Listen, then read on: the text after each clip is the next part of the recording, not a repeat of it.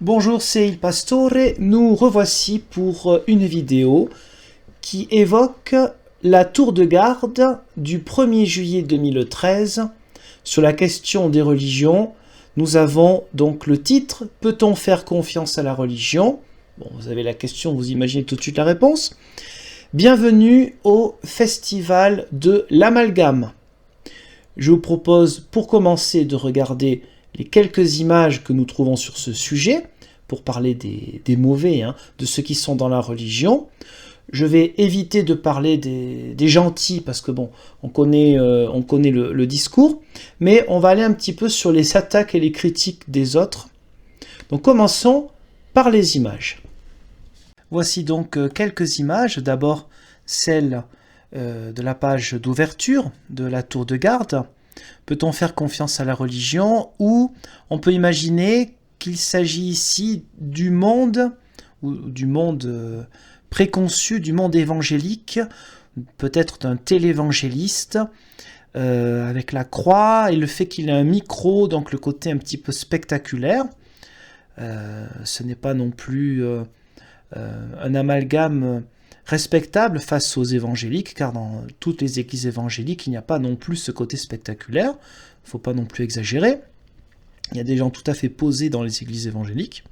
Mais j'imagine que c'est plutôt ce monde-là qui est visé, pour la bonne et simple raison que c'est un monde pas seulement en évolution, mais où le nombre de gens membres d'églises évangéliques, et même plutôt d'églises néo-pentecôtistes, augmente. Et donc c'est peut-être une attaque, il faut bien attaquer ce qui devient à certains endroits majoritaire. Vous voyez qu'il a une montre qui semble être une montre en or ou je ne sais quoi. Bon, ça peut laisser imaginer qu'il est particulièrement riche. Un peu plus loin, la deuxième image, pareil, une montre avec la Bible donc à côté, pour montrer le côté totalement contradictoire de ces gens qui prêchent alors qu'ils se font de l'argent sur le dos des autres. Et rappelons que oui, cela existe et que cela est tout à fait condamnable, mais encore une fois, festival de l'amalgame, considérer que tous les gens qui sont membres de ce genre d'église se font avoir par des pasteurs révérends ou que sais-je encore, ce n'est que du mépris face à la réalité. Un peu plus loin, bien sûr, les classiques attaques contre l'Église catholique romaine, avec ce prêtre donc qui bénit des soldats. Alors prêtre ou peut-être diacre, vu que c'est de côté son étole, mais je pense que bon, il ne doit pas forcément connaître la différence. Donc voilà, encore une fois, les armes, la méchante Église catholique qui est pour le crime. Et enfin, la dernière image qui nous montre le côté hypocrite de gens qui prient, les yeux tournés vers le ciel dans une église. Alors là, il y a un chapelet, donc logiquement, c'est un catholique romain, peut-être prêtre ou pas, ce n'est pas clair car il n'y a pas de clergy.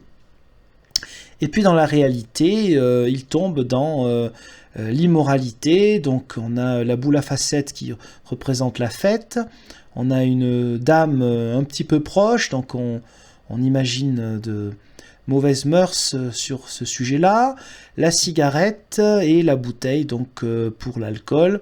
Donc voilà, il y a ce qu'on montre et puis la réalité. Voilà pour donner des images nuancées, posées et qui sont bien sûr fondées sur des chiffres, des choses tout à fait officielles, sur ce qui se passe dans toutes les religions, parce qu'avec ces images-là, vous avez vraiment ce qu'est la religion, hypocrisie, rapport à l'argent malsain, bénédiction finalement du meurtre. Voilà un petit peu l'image qui est donnée par le jéhovisme sur finalement ce qu'est la religion, donc on dit toutes les religions sauf eux. Regardons maintenant ensemble au niveau textuel. À la page 3, extrait.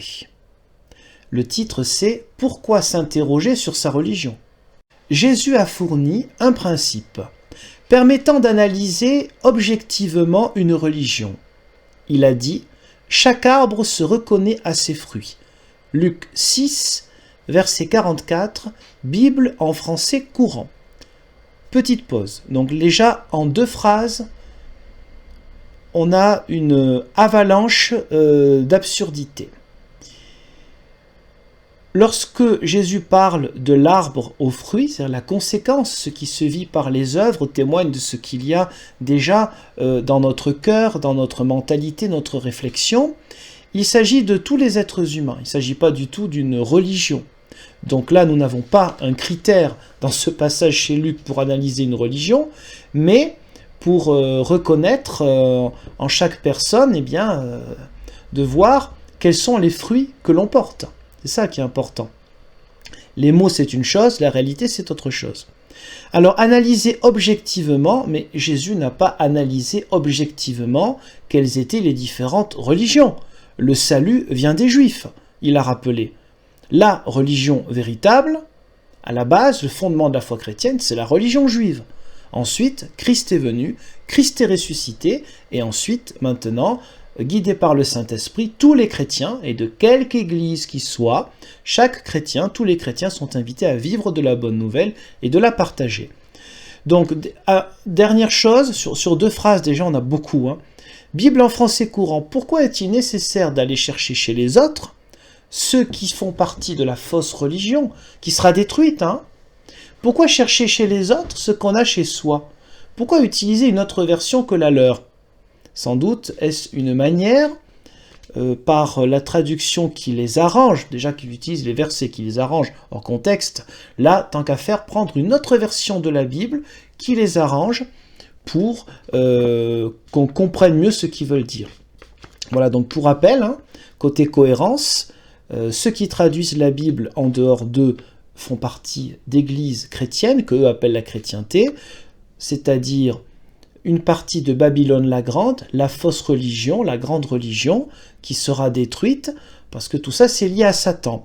Donc pourquoi utiliser des traductions bibliques qui sont quelque part liées à Satan lui-même? Bon, j'arrête avec ça, c'est pour vous montrer l'une des nombreuses contradictions graves. Je poursuis. Si vous vous intéressez à une religion, analysez les fruits qu'elle produit. Demandez-vous par exemple... Petite pause. Déjà, on dit voilà les questions que vous devez vous poser. Ces dirigeants mettent-ils beaucoup l'accent sur l'argent? On reviendra là-dessus, bien sûr. Ces membres suivent-ils les principes de la Bible en rapport avec la guerre et la moralité? Au bout du compte, existe-t-il une religion digne de confiance? Nous vous invitons à examiner les articles suivants.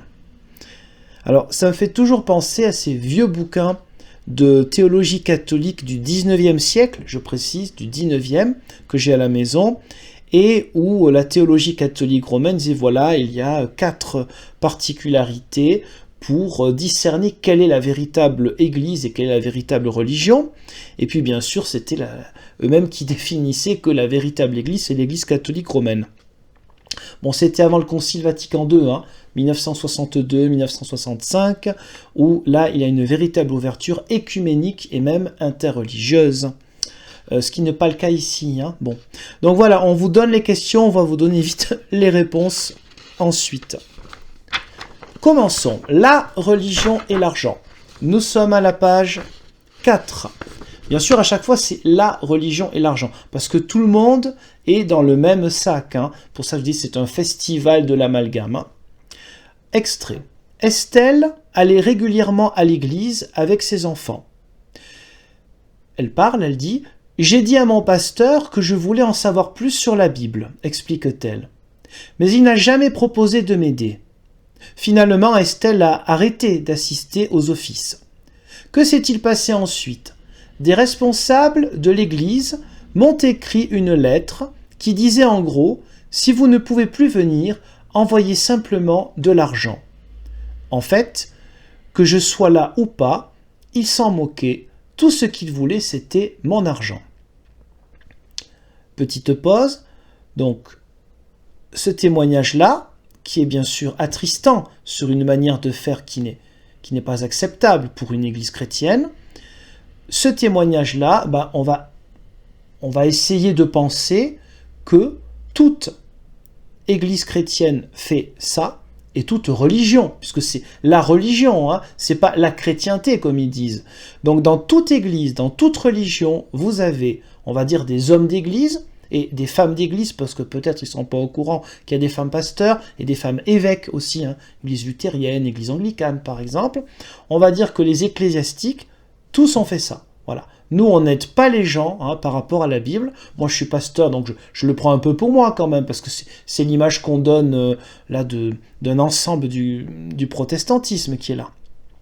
Donc l'argent, moi je suis là pour récupérer les sous des gens, je les aide pas côté biblique, voilà. C'est important parce qu'on apprend sur soi, hein, voilà. Je le dis à tous ceux qui sont membres d'une église chrétienne, catholique, romaine, protestante, évangélique, orthodoxe, arménienne, on a le choix dans le christianisme.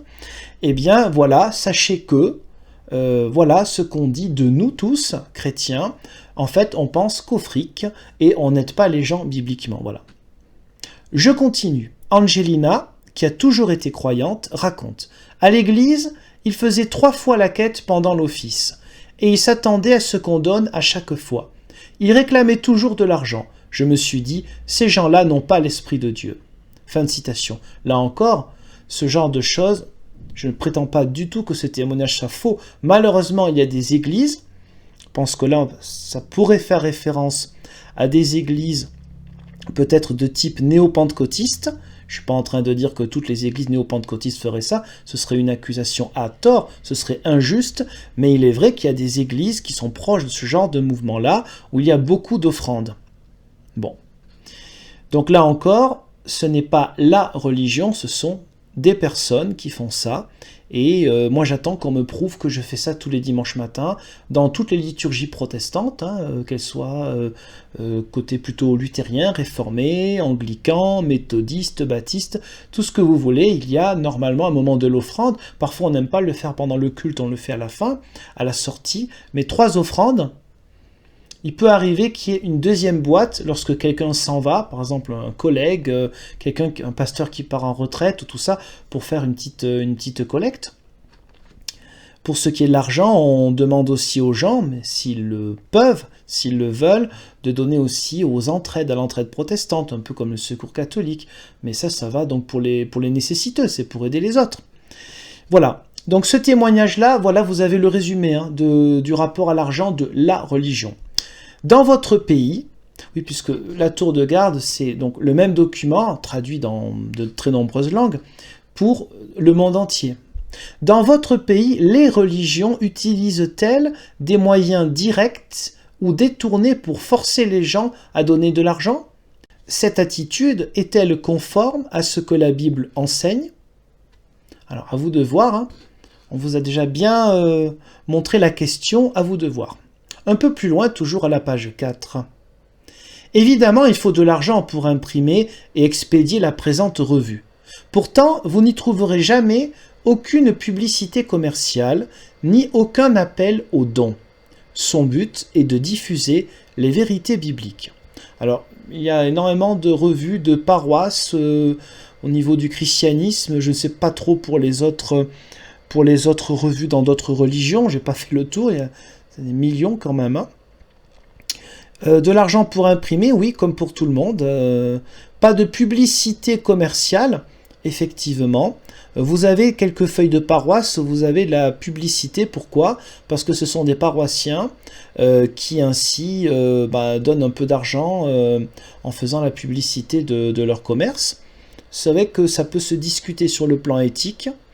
Mais c'est quand même, on ne voit pas ça dans toutes les feuilles de paroisse non plus, dans les journaux régionaux ou nationaux. Bon. Qu'en pensez-vous? Cette façon de couvrir les dépenses est-elle conforme aux paroles de Jésus et à l'exemple des premiers chrétiens? Des appels aux dons, oui, l'Église a besoin de vivre, c'est marqué là aussi, donc on n'est pas subventionné, donc évidemment qu'il est important de recevoir des dons. Alors évidemment, on ne peut pas recevoir des dons lorsqu'on est association 1905, c'est-à-dire lorsqu'on joue le jeu de la laïcité et qu'on ne se met pas en association culturelle loi 1901. C'est encore un autre sujet. Mais laissez entendre que toutes les religions sont quand même très axées sur l'argent, évidemment, amalgame numéro 48 000. Je continue. Maintenant, on va monter d'un cran. À la page 5... La religion et la guerre. Vous vous rappelez de l'image que nous avons vue tout à l'heure avec un prêtre qui bénit les soldats, on voit les avions à côté, ça fait penser à la Seconde Guerre mondiale, on va y venir. Alberto a servi dans l'armée presque 10 ans, il se rappelle, notre aumônier venait nous bénir, il disait « Dieu est avec nous ». Mais ce n'était pas logique. J'étais sur le point de tuer des personnes alors que la Bible dit « Tu ne tueras pas ». Alors peut-être que cet aumônier voulait les guider. Dieu est avec nous, pas forcément dans le sens Dieu est avec vous et pas avec les autres, mais que la présence de Dieu accompagne, guide, console, soutienne ces soldats qui ont une pénible mission. Pour la question de « tu ne tueras pas », la théologie chrétienne dans les premiers siècles s'est attelée à ces questions difficiles et délicates sur le fait de porter les armes ou pas. Et je rappelle qu'il s'agit d'un mensonge de considérer pour eux que seuls les témoins de Jéhovah n'ont pas pris les armes. C'est faux. Les Ménonites, qui font partie du protestantisme, et sans doute d'autres personnes, parfois athées, n'ont pas pris les armes. Donc c'est un mensonge de laisser entendre que d'abord seul le jéhovisme aurait la véritable théologie, parce que bon, on peut considérer que les autres ont aussi un cerveau et interprètent aussi les Écritures, mais bon, apparemment non, moi j'ai pas de cerveau, je sais pas interpréter. Et puis voilà, 2000 ans d'histoire, mais il n'y a rien à tirer, seuls ceux qui sont dans le jéhovisme depuis les années 1870, eh bien, ont compris la véritable interprétation des Écritures sur la question de prendre les armes ou pas. Je continue. Ray était dans la marine pendant la Seconde Guerre mondiale. Un jour, il a fait remarquer à l'aumônier « Vous montez à bord et vous priez pour les troupes et pour la victoire. Mais l'ennemi fait exactement la même chose, non ?» Réponse de l'aumônier « Les voies du Seigneur sont impénétrables. » Si cette réponse ne vous satisfait pas, vous n'êtes pas le seul. Alors, oui, si cette réponse ne vous satisfait pas, vous n'êtes pas le seul. Alors, allez regarder dans l'histoire du christianisme du XXe siècle, allez regarder par exemple toutes les tentatives échouées par le pape Pie XII en 1939 et déjà avant pour éviter qu'il y ait la Deuxième Guerre mondiale. Il y a des tonnes de papier sur ces questions-là. Il y a énormément de documents qui sont en libre accès sur Internet, où l'on voit toute la diplomatie plus ou moins secrète entre l'évêque de Rome Pie XII et les Français, les Allemands, les Anglais, tous ceux qui pouvaient écouter, beaucoup aussi le président Roosevelt, pour éviter qu'il y ait la guerre. Donc là, on est évidemment dans une vision non seulement erronée, mensongère, mais lamentable sur l'Église catholique romaine. C'était déjà le cas en 1917, avec tout le travail de Benoît XV, travail qui n'a pas fonctionné, pour calmer les choses, arrêter la guerre, pour que les futurs vainqueurs ne soient pas trop triomphants et que les futurs vaincus ne soient pas humiliés, ce qui n'a pas été le cas, puisque dans les divers textes de 1919, les traités de paix, ou plutôt voilà, les armistices et les capitulations, il a été plutôt question, soi-disant, du peuple allemand qui était totalement en tort d'avoir été à l'origine de la guerre, alors qu'il ne fallait pas parler du peuple allemand, mais du pouvoir en place. Le pouvoir du Kaiser, ça aurait été moins injuste, mais c'est une parenthèse. En tout cas, ce n'est pas ce que souhaitait Benoît XV et bien d'autres personnes. Donc, mettre sur le dos de la religion toutes les guerres et avoir cette vision manichéenne affreuse est évidemment une insulte à l'histoire du christianisme. Ce n'est pas évidemment totalement faux, les critiques, j'ai pas dit ça, mais c'est une insulte pour tous les gens, chrétiens d'ailleurs et non chrétiens, qui ont fait tout leur possible, 1 pour éviter les guerres, 2 en temps de guerre pour faire le moins de mal possible et de travailler à la paix. Je poursuis quelques extraits car ce serait bien trop long. Qu'enseigne la Bible ? Jésus a déclaré qu'un des plus grands commandements de Dieu est « Tu dois aimer ton prochain comme toi-même » Marc 12, 31. A-t-il dit que cet amour se limitait à des personnes d'une nationalité ou d'un endroit précis? Donc là, on essaie de dire, voilà, la guerre c'est mal, on ne doit pas tuer les autres. Alors je vais vous lire ce qui est noté sur les sites internet officiels de l'aumônerie protestante aux armées et du diocèse catholique aux armées. Les liens sont en dessous de la vidéo et je vous invite à réfléchir sur l'adéquation entre ce qui se vit réellement du côté des aumôneries aux armées et ce qui est montré ici comme en fait bénir la guerre et bénir le meurtre.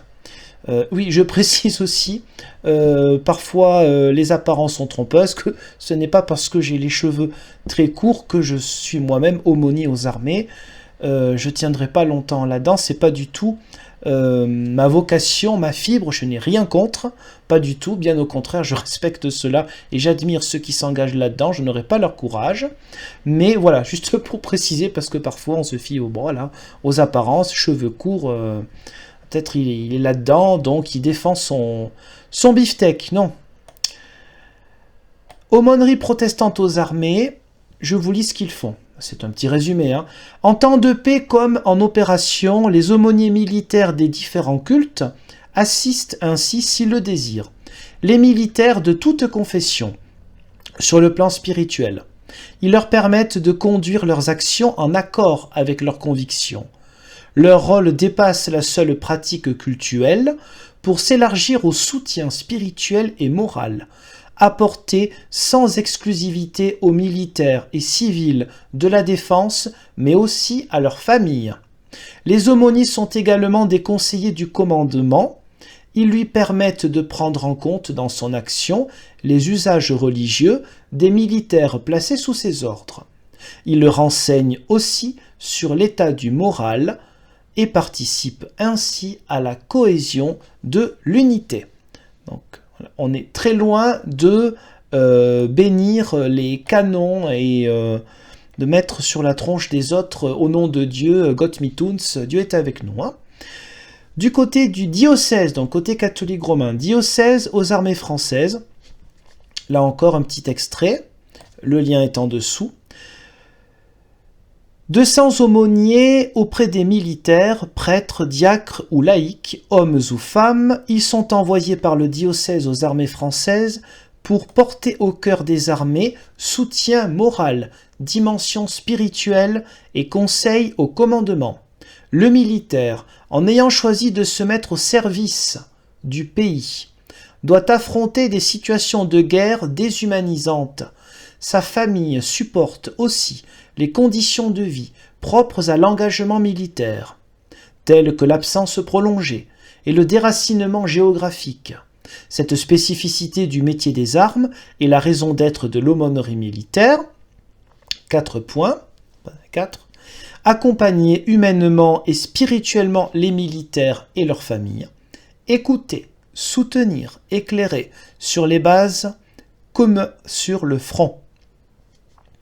Apporter la paix du cœur au milieu des convulsions de ce monde, témoigner du Christ dans le plus grand respect des consciences. Voilà, donc c'était pour vous montrer la différence, et encore une fois je précise que je ne suis pas dans une aumônerie militaire, donc la différence entre ce que l'on veut montrer de manière mensongère, partiale, des horribles prêtres ou peut-être pasteurs qui croient que Dieu est avec eux pour tuer les autres.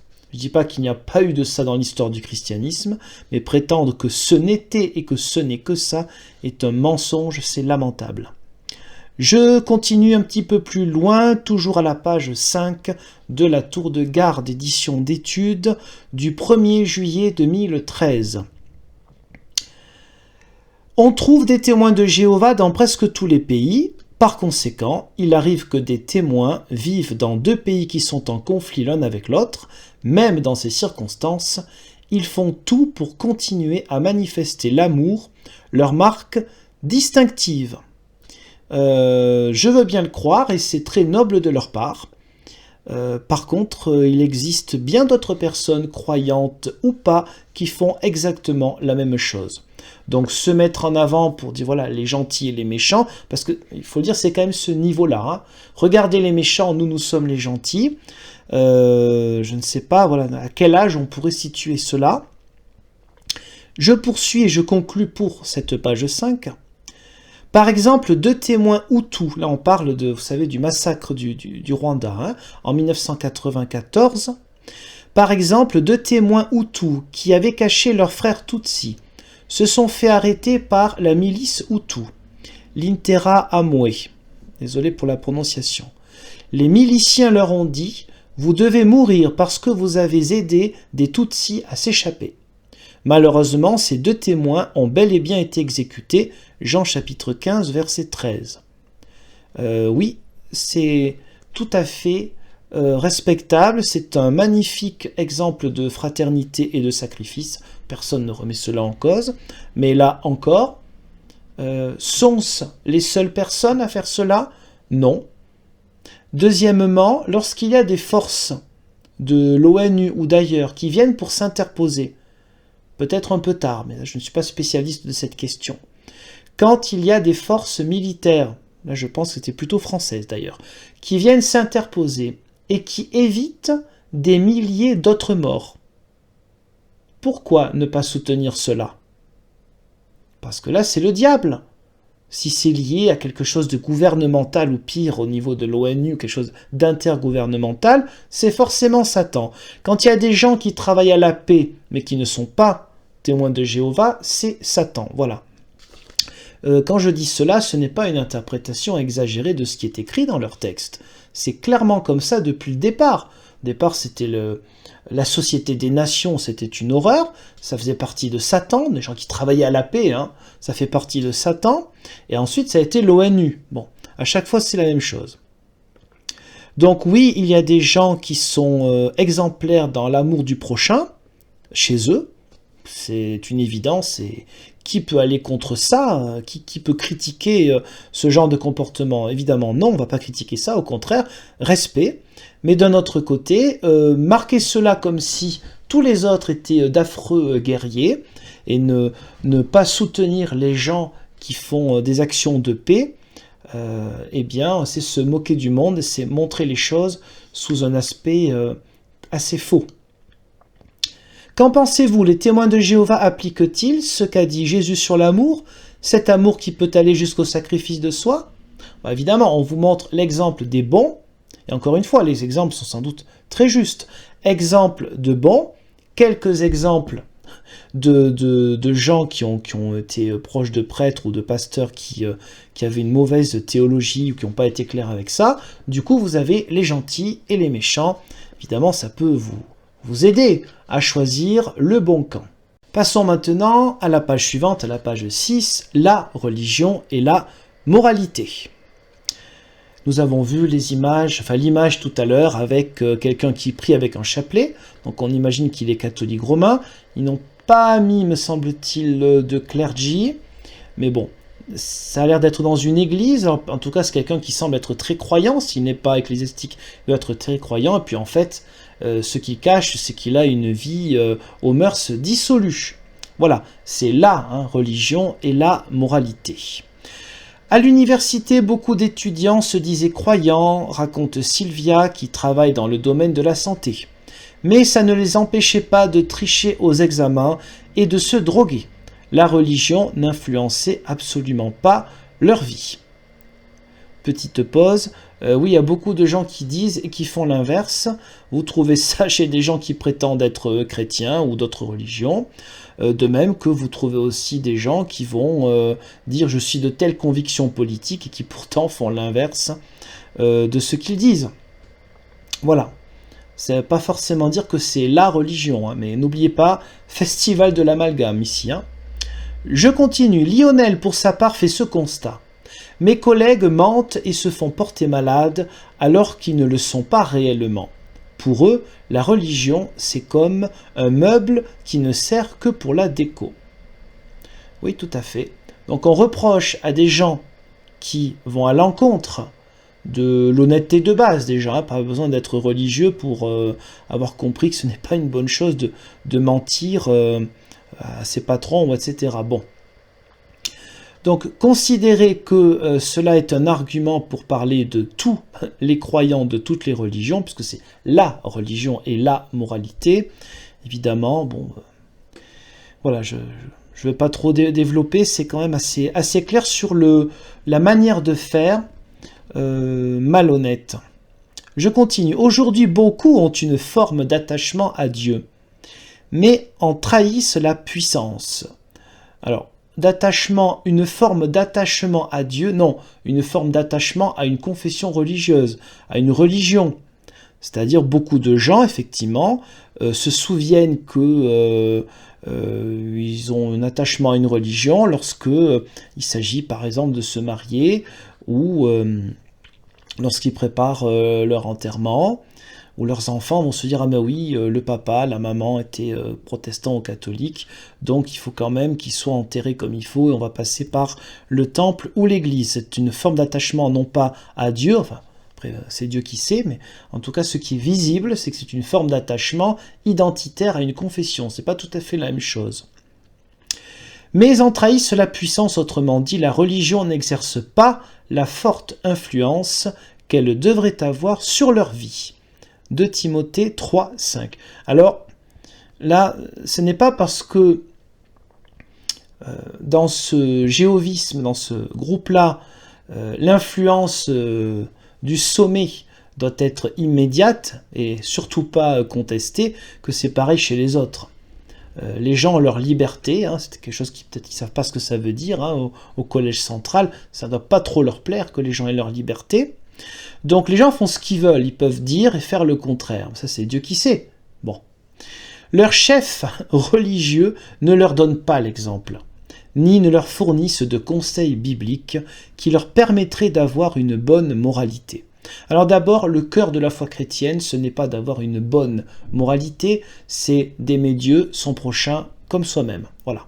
C'est le cœur de tout, le Christ est venu pour ça, pour la réconciliation, l'amour des autres, le pardon, etc. La bonne moralité, bien sûr, de la conséquence. La bonne moralité, une personne qui est athée peut avoir une excellente moralité. Le but n'est pas là, ça c'est de la religion, de la religiosité, ça, hein, la bonne moralité. On comprend dès lors pourquoi tant de personnes pensent que Dieu ne prête pas attention à leur mode de vie. Alors donc les chefs religieux, il faut savoir que dans beaucoup de religions, en tout cas pour le christianisme, ceux qui sont, on va dire, des ecclésiastiques pour faire vite, ne se font pas appeler chefs. Hein. Voilà. Il y a beaucoup de gens, on va dire, je vais vous donner un exemple précis. Hein. Quelle est l'autorité fondamentale dans l'Église protestante unie de France? C'est un synode, c'est une assemblée élue pour 3 ans, et ça tourne après. Hein. Dans cette assemblée, il y a des pasteurs, moins que la moitié, hein. Et puis d'autres gens très engagés dans l'Église. Et ça tourne. Voilà. Donc c'est ça le chef. Le chef, chez nous, c'est une assemblée. Hein. C'est comme une sorte de parlement. Et les pasteurs, pas dire que les pasteurs on sert à rien, hein, mais on apporte des éléments de théologie, on peut apporter un soutien, une écoute, etc. au niveau des paroisses. Mais le mot chef, pour tout pasteur, je dirais, normalement constitué de l'Église protestante unie de France, et je pense pour une majorité d'églises protestantes et sans doute évangéliques, le mot chef ne nous correspondrait pas du tout. On déteste ce genre de langage et je ne pense pas, évidemment qu'il y a des exceptions, mais qu'on se prenne pour des chefs. Et dans mon église, s'il y a des pasteurs qui se prennent pour des chefs, il y a d'autres instances qui vont vite les rappeler à l'ordre. Et des instances composées en majorité de non-pasteurs, hein, de gens engagés qui ne sont pas forcément pasteurs. Voilà, bon. Donc, sachez que de toute façon, dans toute religion, tous les chefs religieux, aucun chef religieux ne montre l'exemple. Voilà. Il faut quand même que vous le sachiez, c'est important. Je rappelle que Jésus était traité de glouton, hein, par des pharisiens, par les gens qui étaient l'élite de la religion. Il était mal vu, il était considéré comme quelqu'un qui n'est pas de bonne moralité, quelqu'un qui parle à des gens de mauvaise vie. Voilà. Et qui avait ces paroles mauvaises contre Jésus? Les grands religieux. Voilà. Là, qui a des paroles qui amalgament tout le monde comme des gens qui sont sans moralité? Ben, le jéhovisme, cette doctrine considère qu'en dehors d'eux, il ne peut y avoir que des gens qui sont de mauvaise moralité. Voilà. Donc ce n'est pas parce que le collège central veut des automates sans esprit critique que tous les autres font pareil. Nous, dans les églises protestantes, et je pense que c'est pareil pour la plupart des autres églises chrétiennes, eh bien on ne considère pas que on dit quelque chose et hop, automatiquement, les paroissiens doivent bien se comporter. On ne les prend pas pour des abrutis, pour des gosses, et encore des enfants les respecteraient bien plus que ce genre de manière de faire. Alors, je conclus sur ce sujet-là car je sais que je suis bien trop long. Toujours à la page 6, le Deseret News, désolé pour la prononciation, un quotidien de Salt Lake City, États-Unis, fait observer que les témoins de Jéhovah encouragent l'unité des familles et font des citoyens travailleurs et honnêtes. Petite pause, j'ai aussi entendu ça dans un groupe, pas très loin de là où j'habite en ce moment, qui ne sont pas des témoins de Jéhovah, puisqu'on ne peut pas discuter avec eux, évidemment, mais d'un groupe que je considérais comme assez intégriste, et qui sortent exactement le même genre d'argument. Oui, mais chez nous, voilà, regardez comme on est des citoyens honnêtes et travailleurs. C'est quoi cet argument? Il y a des gens qui sont athées, musulmans, de quelconque confession, qui sont des super citoyens honnêtes et travailleurs. Le but de l'évangile, c'est pas avant tout d'être un citoyen honnête et travailleur, c'est de vivre la bonne nouvelle. C'est pas considérer forcément que les autres sont sous l'emprise de Satan. Hein, voilà. Le Christ a libéré normalement de toute peur, de toute forme de vision rabaissante, infantilisante des autres. Donc voilà, l'argument des travailleurs honnêtes, je pense qu'il y a beaucoup de gens travailleurs et honnêtes, quelle que soit leur conviction religieuse. C'est pas je pense, enfin c'est une évidence quand même. Voilà. Le journal ajoute, leurs membres suivent des valeurs morales fortes. Ils considèrent que des pratiques comme l'usage du tabac et de drogue, l'abus d'alcool, le jeu, le vagabondage sexuel et l'homosexualité nuisent à la spiritualité.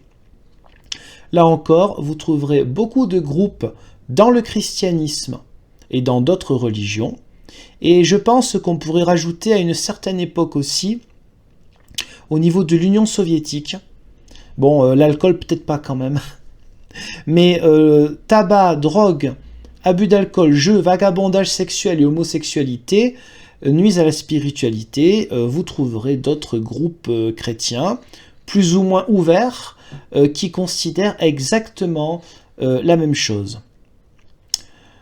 Voilà, et vous trouverez aussi des gens qui sont totalement athées, mais qui connaissent un petit peu le corps humain, qui ont fait des études de médecine, ce qui n'est pas mon cas, mais tout le monde sait, sans avoir fait médecine, que le tabac, les drogues, l'alcool, c'est dangereux pour la santé physique et morale aussi, ça peut éloigner des autres. Le jeu peut avoir aussi des addictions. Alors vagabondage sexuel, là c'est sûr que ça dépend de la morale aussi que l'on a. Bibliquement ça colle pas, hein, c'est évident, et pourtant pas besoin d'être dans le jéhovisme pour dire la même chose. Pour ce qui est de l'homosexualité, c'est un sujet plus délicat parce que au niveau des écritures, la manière dont c'était évoqué à l'époque ne correspond pas forcément à ce que l'on en connaît aujourd'hui. Donc c'est un sujet qui serait à voir au cas par cas selon les églises. Au sein de chaque église, il y a plusieurs pensées sur cette question-là délicate. Il s'agit de personnes et parfois de leur foi, justement. Il y a des chrétiens homosexuels qui n'ont pas de, me semble-t-il, de soucis de spiritualité. Et on peut avoir même une vision des choses conservatrices, ce qui est la mienne sur la question du mariage, mais pas sur les questions des personnes. On ne rejette pas les personnes, mais sur la question du mariage, moi j'ai une vision un peu à l'ancienne, et ça ne m'empêche pas de considérer mes frères et sœurs pasteurs qui, eux, acceptent les bénédictions de couples homosexuels mariés comme Satan. Voilà, on peut avoir des théologies différentes, on peut avoir des sujets de divergence, c'en est un, au sein de l'Église protestante unie de France, et considérer que les autres, ils ont aussi un cerveau, ils ont aussi lu les Saintes Écritures, ils peuvent très bien l'interpréter différemment que moi. Je garde mon avis sur la question, mais je trouve que là, c'est bien plus grave, parce que là, il s'agit de rejeter des personnes qui, faut-il le rappeler, n'ont tout de même pas choisi leurs attirances. Voilà. Après, la question du mariage, pour moi, c'est quand même une autre affaire. Mais voilà, donc encore des arguments bidons pour montrer les gentils et les méchants. Je conclus avec un sujet qui apparemment n'a rien à voir, mais c'est encore pour montrer la manière de faire. C'est un témoignage, donc les témoignages, ça ne se discute pas. Juste le titre de ce témoignage d'un monsieur dans la tour de garde, là toujours de juillet 2013, qui était avant un activiste, notamment par rapport aux animaux, pour protéger les animaux. Et ce monsieur, donc quel est le titre de son article, de son témoignage? Je ne pense plus devoir changer le monde. Voilà, ça c'est un témoignage de son changement depuis qu'il est devenu témoin de Jéhovah. Voilà, apparemment, donc pour ce monsieur, et ça, quand on devient témoin de Jéhovah, on n'a plus besoin de vouloir changer le monde. Voilà, moi je trouve ça particulièrement triste et révélateur.